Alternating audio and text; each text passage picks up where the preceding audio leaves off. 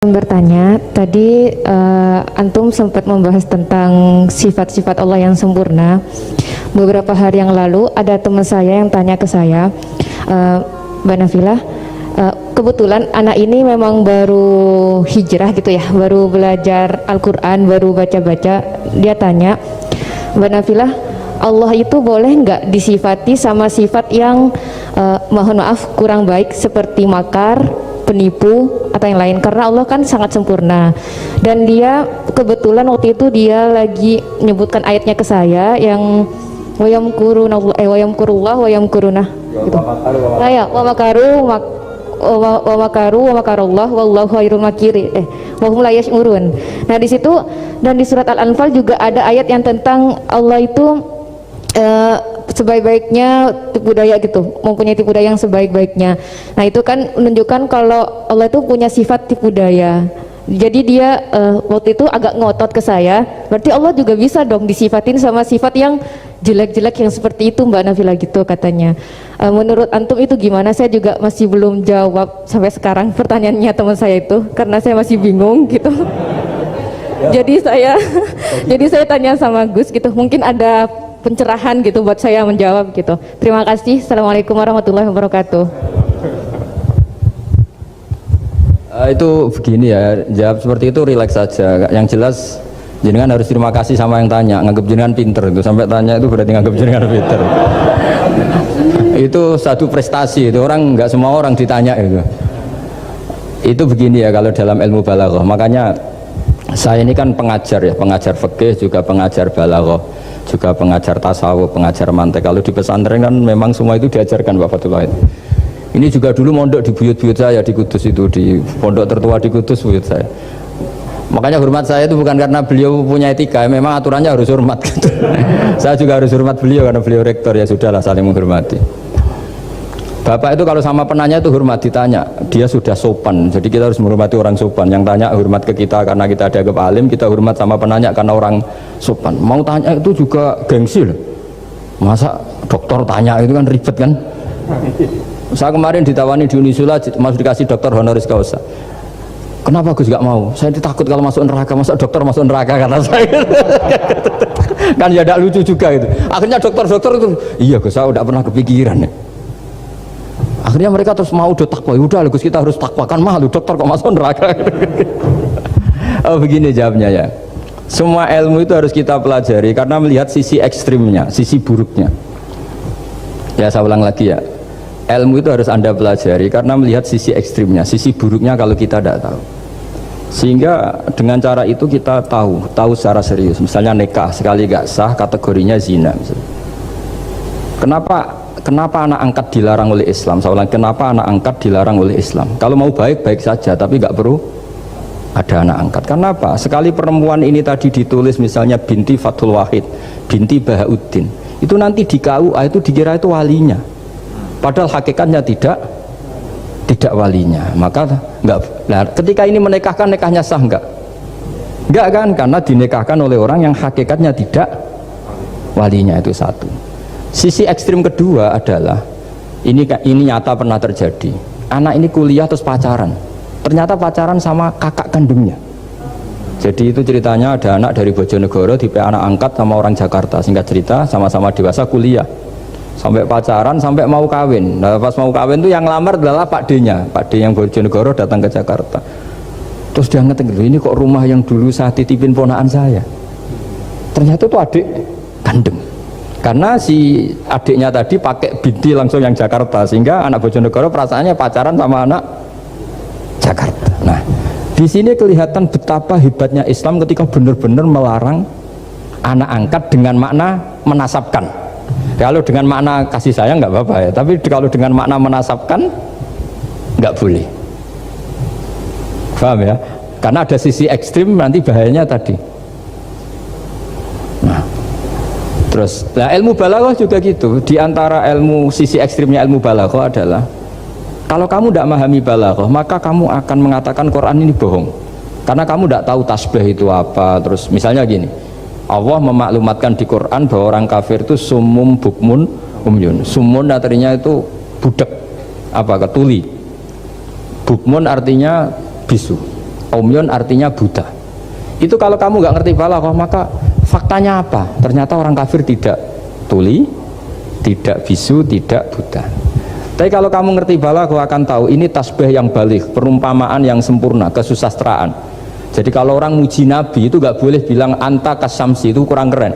Kamu ibarat matahari, kurang keren. Kafnya dibuang, anta samsun, anta bedrun. Kamu matahari, kamu rembulan.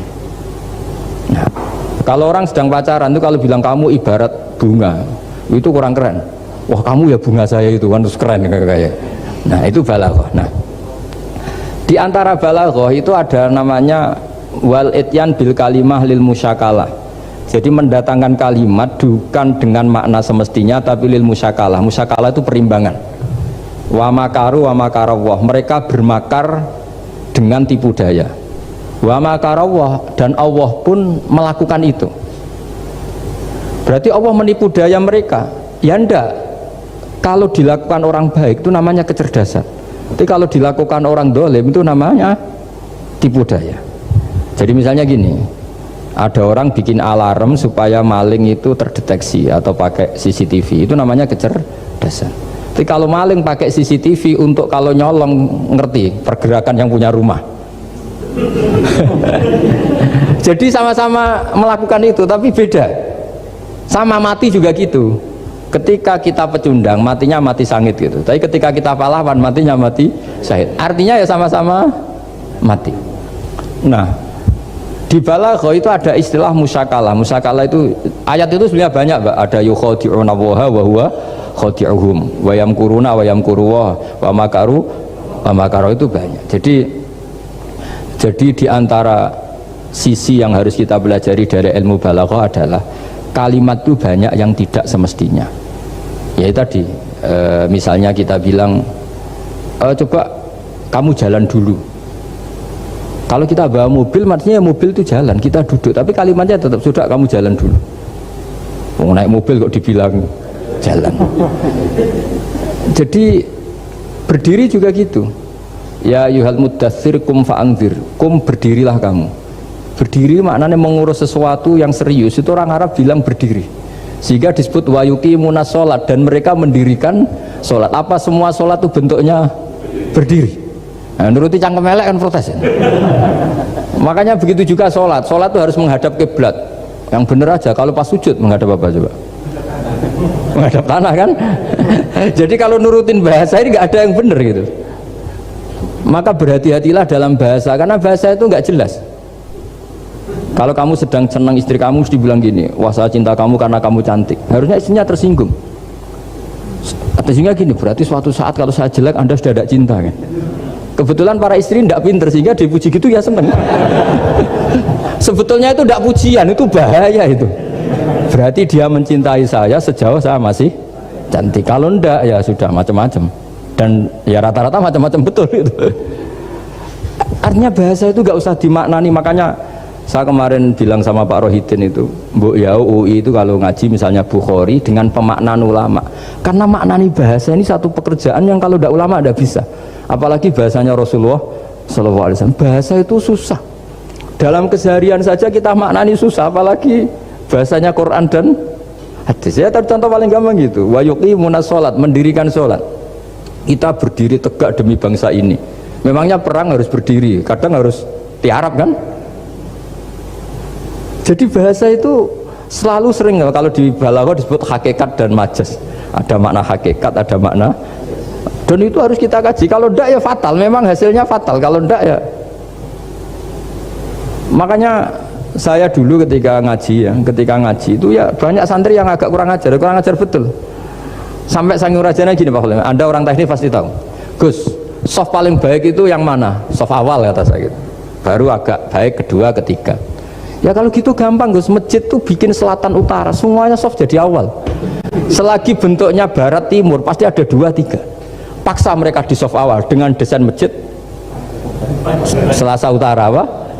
Bukan manjang ya, selatan utara, sehingga semuanya di soft awal. Terus dia tanya lagi, lalu soft paling baik mana? Yang sisi kanannya imam kan itu urutannya. Ya sudah, imamnya letakkan paling selatan, sehingga semua makmum posisinya di kanan.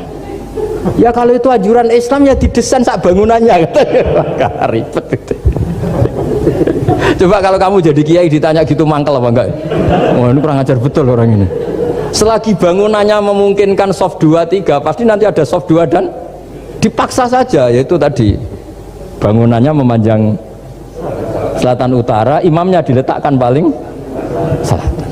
Terus saya gantian tanya, lalu setelah begitu yang paling afdol siapa? Yang paling dekat? Ya sudah imamnya kerubuti saja gitu.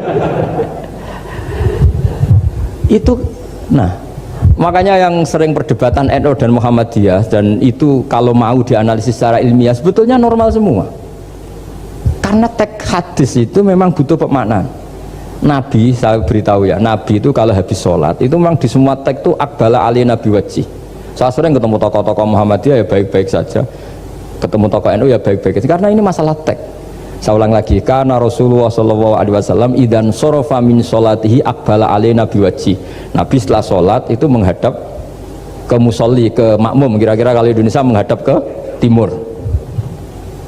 Tapi di sebagian riwayat Nabi itu kalau habis sholat itu melakukan sesuatu yang menunjukkan kalau dia sudah selesai sholat.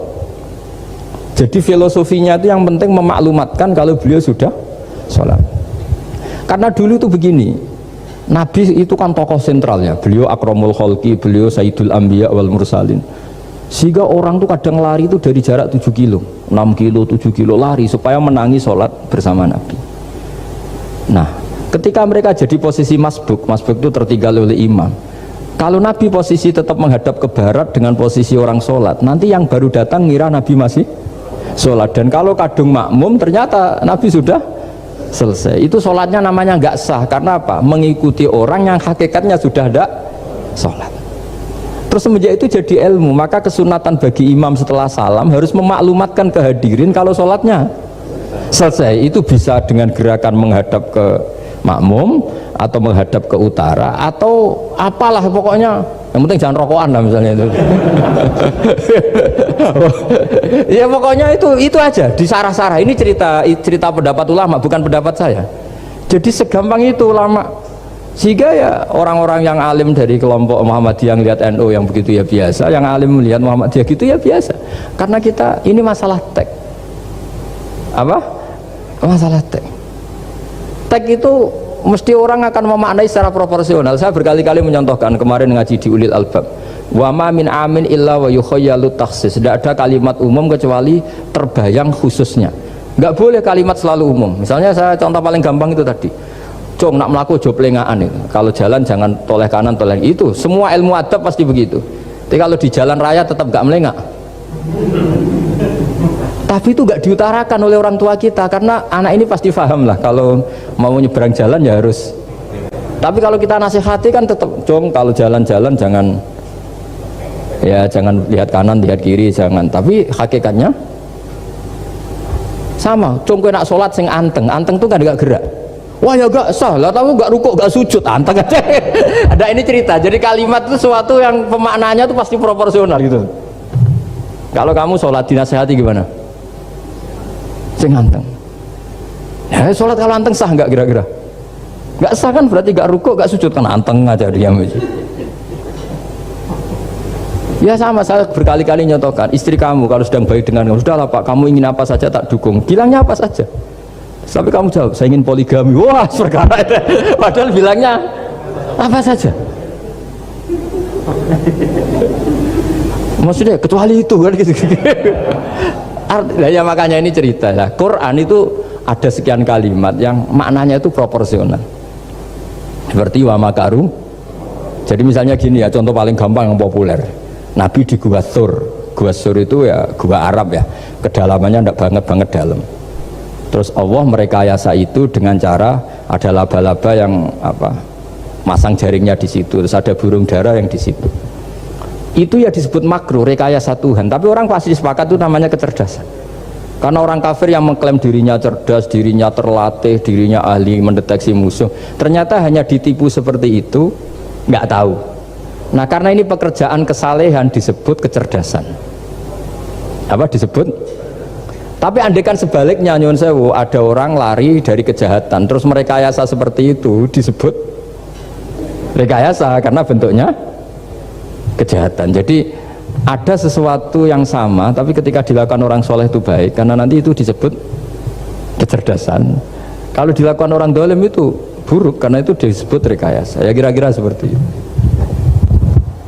Baik, mohon izin satu lagi Ustaz dari komentar YouTube dari Bapak Kristiano Sulistianto. Gus, bagaimana dengan orang bodoh yang dijadikan sebagai pemimpin? Bagaimana dengan pertanggungjawabannya? Sekian Ustaz. Begini ya, kalau bodoh dengan makna kita ini kan biasa mengkaji Quran ya, terutama kita yang di pesantren, yang dosen VAI atau siapa saja yang nekuni ilmu Quran.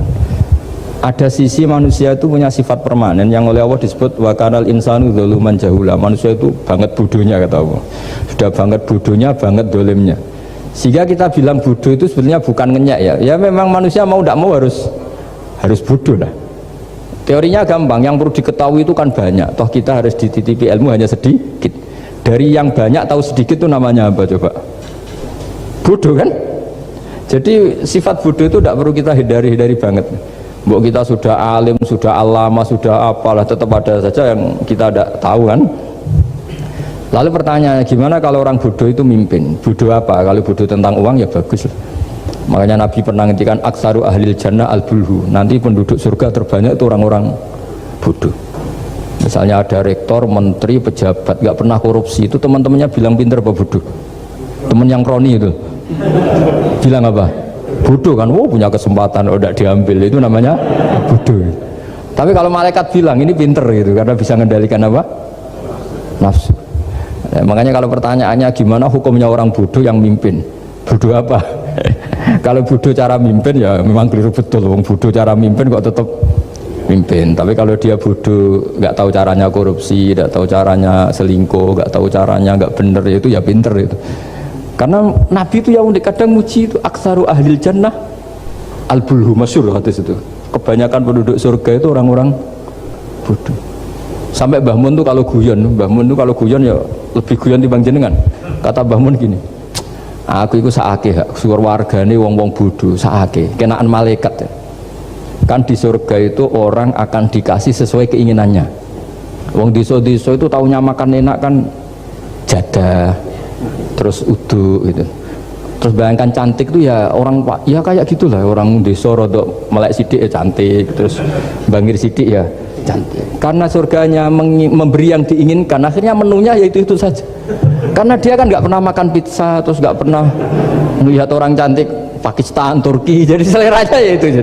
Jadi kata Mbak Mun, mulane wong sing pengalaman, jadi kok surganya mewah. Itu kan bayangkan kamar mandi, mungkin ya kamar mandi di kampungnya kan itu udah bagus ini. Ya saya tidak tahu apa betul begitu apa enggak, ini guyon itu. Nah bodoh ya seperti itu. Jadi kalimat bodoh itu ada bodoh beneran, itu memang bener-bener bodoh. Tapi di beberapa ilmu tasawuf, bodoh itu kadang dipuji, yaitu tadi aktaru ahlil jannah al-bulhu. Kebanyakan penduduk surga itu orang bodoh ya kayak kita. Kalau kita rektor atau menteri keuangan atau pejabat kok tidak korupsi, itu kata teman-teman KKN kita itu apa namanya? Bodoh kan, ada kesempatan kok nggak dimanfaatkan. Tapi kata orang-orang baik itu pinter. Pemimpin ya gitu Pak Rektor. Jadi saya merasakan jadi kiai, saya itu nggak suka mimpin karena sebetulnya takut kalau orang ini tidak mandiri. Semua kok tanya kiai, semua tanya. Ya kadang orang sangat percayanya kiai itu ngasih nama anaknya saja tanya kiai, padahal bisa baca kitab. Kadang ya dia doktor dari Al-Azhar. Ya kamu itu ngalim kok nama saja tanya kiai, apa memang kamu nggak bisa? Wah biar barokah Gus kalau nama dari jenengan, ribet kan? Ini kan ribet. Akhirnya saya tidak mau, barokahnya tidak mau, itu terus mereka mau memberi nama sendiri. Makanya kata bapak saya itu kalau ono imam masjid wis tuwek ngimami terus, itu gak istiqomah hak jenenge, mau digenti jenenge. Jadi artinya kalau ada seorang imam masjid tuwek sudah batuk masih ngimami saja, di satu sisi itu pinter ya, dimana-mana kalau ada yang tua sama yang muda ya didahulukan yang tua. Tapi kalau pertanyaannya itu kalau di bab adab, tapi kalau nanti temanya regenerasi, ini tersangka enggak?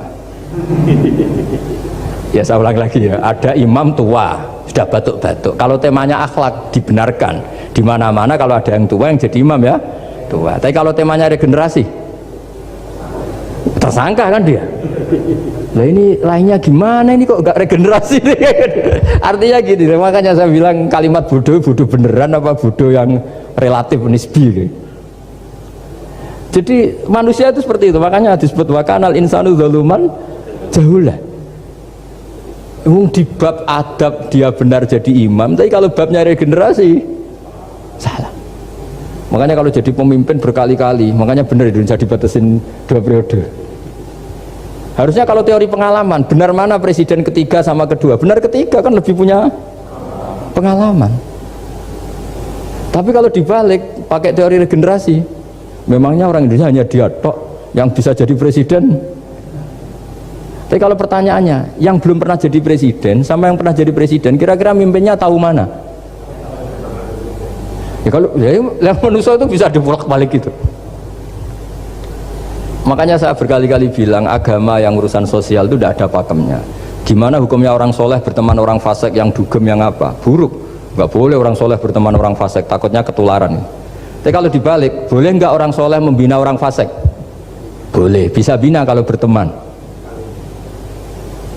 Kamu bisa bina orang tanpa berteman? Nggak bisa. Tapi kalau pertanyaannya, boleh nggak orang baik berteman orang buruk? Nggak boleh kan? Takut terkontaminasi. Tapi kalau dibalik, boleh nggak orang baik membina orang buruk? Boleh, bisa bina kalau berteman. Boleh nggak berteman sama orang buruk? Jadi makanya di sini ini kalau sudah sosial itu ada muktadul hal namanya kalau dalam pesantren itu. Konteksnya apa? Apa? Konteksnya apa? Makanya sekarang ada COVID itu juga gitu. Wah ini enak copet itu. Polisi nggak boleh nangkap, jaga jarak Pak. Jadi kalau nyopet ya sekarang, kalau maling sekarang. Kalau mau ditangkap saya positif. Itu kan ribet kan itu. Jadi lu itu betul benar nyata. Saya kan punya santri polisi banyak Pak. Kemarin saya ke Semarang cerita. Yang cerita itu reskrim, dia kasat. Itu cerita. Kemarin tuh ada Gus maling sudah ditangkap lepas. Itu yang jenis positif. Itu gak ada yang berani nangkep itu. Jadi polisi hanya ngepung tok. Bingung gitu. Polisi takut mabus itu orangnya. Dikepung, pokoknya kalau lari tembak sambil nunggu tim APD yang lengkap baru ditangkap. Ya saya kira dulu.